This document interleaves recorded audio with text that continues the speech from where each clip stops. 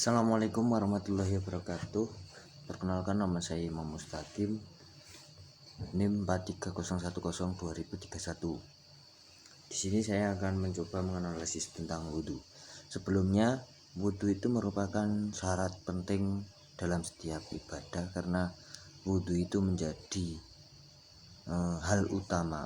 Wudhu ataupun bersuci itu menjadi hal utama setiap manusia yang beragama Islam untuk melakukan suatu ibadah, karena wudhu itu dalam sholat juga digunakan, baik sholat sunnah maupun sholat wajib. Dalam membaca Al-Quran, menyentuh mushaf itu termasuk wudhu adalah syarat utama untuk menjalani ibadah-ibadah tersebut. Analisis saya tentang wudhu, perlakuan wudhu di Indonesia ini, yang termasuk juga di daerah saya. Wudhu itu merupakan hal untuk dalam istilahnya, wudhu itu dilakukan ketika hanya akan sholat, ketika hanya akan membaca Al-Quran, membaca Yasin dan lain-lainnya. Sedangkan wudhu itu disunahkan untuk menjaga wudhu di setiap manusia selain pada saat tidur. Jadi sebelum tidur itu sudah berwudhu, masih suci, dalam keadaan suci. Wudhu itu dalam definisinya yaitu menghilangkan hadis kecil yang disebabkan oleh beberapa hadis. Perbedaan wudhu Indonesia di daerah saya dan juga di dalam Al-Quran tentang sunnah wudhu. Sunnah wudhu yang pertama yaitu membaca basmalah. Melakukan wudhu hendak diawali dengan membaca basmalah. Yang kedua, membersihkan mulut dengan bersiwak memakai kayu atau menggosok gigi dengan sikat atau benda-benda kesat lainnya. Nah, ini yang dimaksud dengan bersiwak itu sebenarnya kalau di daerah saya itu jarang digunakan. Setiap mau wudhu harus bersiwak itu jarang digunakan karena setiap kali akan berwudhu langsung kepada sunnah yang membaca basmalah langsung dilalui dengan membasuh tangan. Yang ketiga yaitu membasuh tangan sebelum kita wudhu. Disunahkan mencuci tangan. Dalam mencuci tangan, apabila kita yakin tangan kita bersih, maka boleh tangan kita masukkan ke dalam bak mandi. Akan tetapi jika tidak yakin tangan kita bersih, maka hendaklah jangan masukkan tangan ke dalam bak mandi, melainkan dengan cara mengguyurnya. Namun jika lebih dari dua kolah ukuran bak mandinya, tetap diperbolehkan karena sudah tidak menjadi air yang sudah digunakan. Yang keempat yaitu berkumur. Berkumur ini adalah merupakan sunnah yang paling dilakukan di daerah saya, karena berkumur itu sunnah yang sangat efektif. Maksudnya sunnah yang sangat simple untuk dilakukan.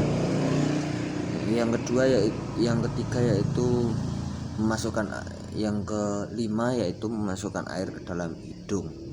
Ini banyak sekali penyalahgunaan. Kadang hanya mencuci hidung, kadang hanya dengan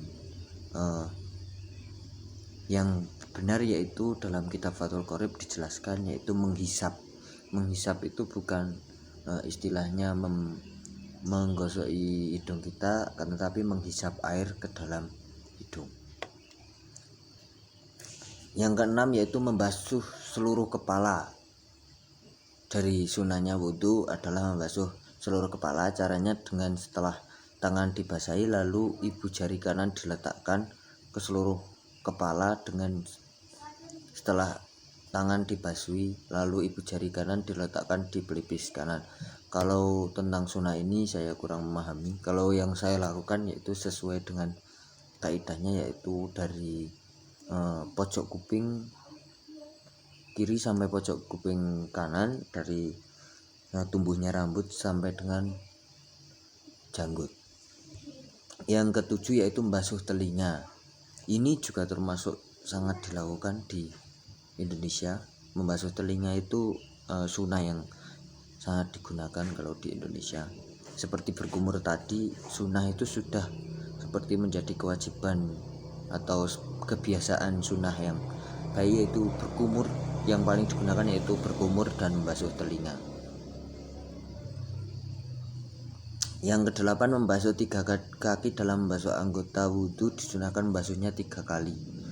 Kalau 3 kalinya ya banyak juga digunakan, tetapi banyak juga yang menyalahgunakan dengan membasuh tangan kanan 1 kali, membasuh tangan kiri 1 kali, membasuh tangan lagi 1 kali, hingga 3 kali. Namun itu tidak merubah rukun. Kalau banyak juga perbedaan pendapat terkait ini, namun kalau saya tetap memberatkan yang 3 kali daripada 1 kali, karena air yang sudah di sini misal belum rata, sudah di sini lagi, misal sini sudah rata, jadinya mengganti rukun dengan tangan kiri terlebih dahulu.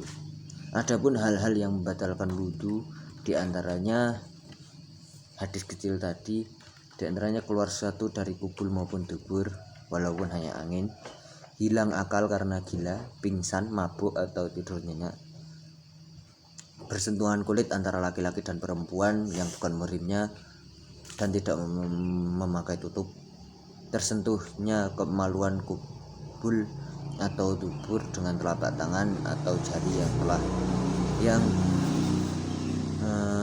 yang tidak memakai tutup. Hadis dari Busroh binti Sofyan radhiyallahu an berwasana Rasulullah sallallahu alaihi wasallam bersabda, barang siapa menyentuh kemaluan hendaknya ia berwudu. Sedangkan untuk kewajiban berwudu itu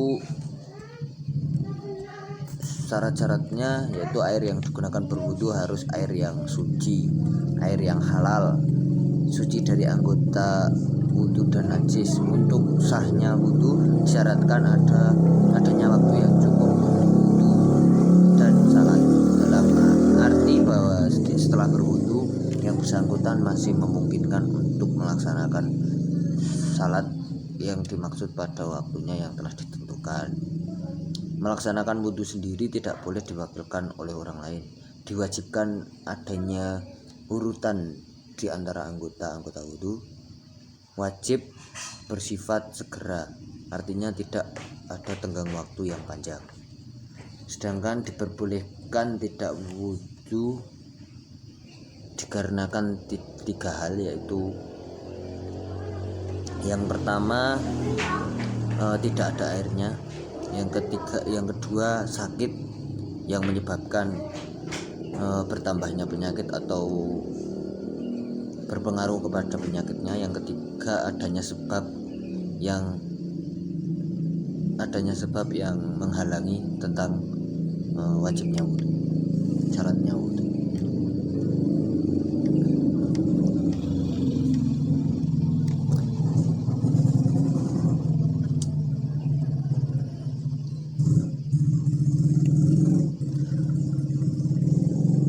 Termasuk juga di dalamnya ini merupakan perkara yang disepakati bersama tentang wudhu sebelum salat. Dalilnya pada ayat Al-Quran berikut ini. Hai orang-orang yang beriman, apabila kamu hendak mengerjakan salat, maka basuhlah mukamu dan tanganmu sampai dengan siku, dan sapulah kepalamu dan basuh kakimu sampai dengan kedua mata kaki, dan jika kamu junub maka mandilah. Dan jika kamu sakit atau dalam perjalanan atau kembali dari tempat buang air kaksus atau menyentuh perempuan lalu kamu tidak memperoleh air, maka bertayamumlah dengan tanah yang baik atau bersih, sapulah mukamu dan tanganmu dengan tanah itu. Allah tidak menyulitkanmu tetapi Dia hendak membersihkan kamu dan menyempurnakan nikmatnya bagimu supaya kamu bersyukur. Itu merupakan surat Al-Maidah ayat 6 sebagai arti dari bahasa Arabnya yaitu Bismillahirrahmanirrahim. Ya ayyuhalladzina amanu idza kuntum ila sholawati waghsul wujuhakum wa aydikum ilal marafiqi wamsahu bir usakum wal julukum ilal ka'bain wa in kuntum junuba fatahharu wa in kuntum mardo au ala safarin au jaa hudu mangkum wa man ghaliba au lamastumun nasai falam tajidu man fatayamumi so idato ngoyaba famhu buyujuhakum wa aidikum manahu man yurtullahu liyaj'ala alaikum man haraja walakum yuridu